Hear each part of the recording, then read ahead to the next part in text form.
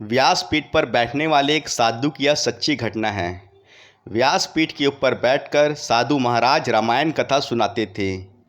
इस कथा को सुनने के लिए बहुत सारे लोग आते थे और कथा सुनकर जाते थे। कथा को आरंभ करने से पहले साधु महाराज का एक नियम था कि वे कहते, आइए हनुमान जी विराजिए, और उसके बाद ही कथा शुरू करते थे। वहीं पर एक व्यक्ति कथा सुनने के लिए आता था जो खुद को वैज्ञानिक समझता था।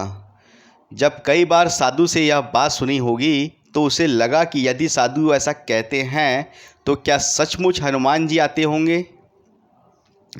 कुछ दिनों तक वैज्ञानिक के मन में चलता रहा कि यह बात पूछे या ना पूछे, लेकिन एक दिन उन्होंने साधु से पूछा कि महाराज, आप हनुमान जी को रोज़ बुलाते हैं और गद्दी के ऊपर बैठने के लिए आग्रह करते हैं, तो क्या वे सचमुच आते हैं?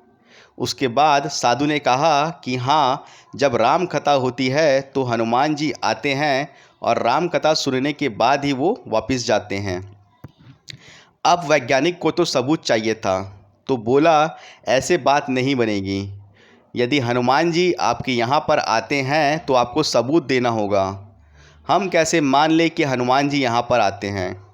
इसके बाद साधु ने कहा कि आस्था और विश्वास को सबूत के साथ नहीं तौला जा सकता, लेकिन वह वैज्ञानिक इस बात को कहाँ मानने वाला था। उसने कहा कि आप ही तो कहते हैं हनुमान जी यहाँ पर कथा सुनने के लिए आते हैं। यदि ऐसा सच में है तो आपको साबित करके दिखाना चाहिए। इस प्रकार से दोनों के बीच खूब विवाद हुआ और साधु बाद में मान गए और उन्हें कहा कि इस गद्दी को आज आपको घर ले जाना है, उसके बाद वापस लाना है। यदि तुम इस गद्दी को उठा पाए तो इसका मतलब यह होगा कि हनुमान जी नहीं आए, और यदि नहीं उठा पाए तो इसका अर्थ होगा कि हनुमान जी आए हैं। इस शर्त को मानने के लिए वह तैयार हो गया। उसके बाद दोनों ने अपनी अपनी शर्त रखी।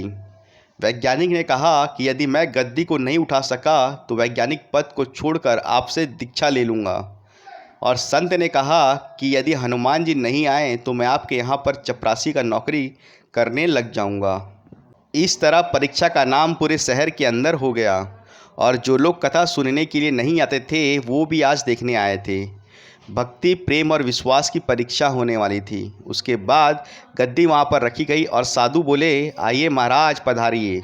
उसके बाद साधु मन ही मन बोले कि महाराज, आज आस्था का प्रश्न है, आप रक्षा करें। उसके बाद वैज्ञानिक को बुलाया गया और उन्होंने 3 बार गद्दी को उठाने का प्रयास किया, लेकिन गद्दी 1 इंच भी नहीं हिल सकी।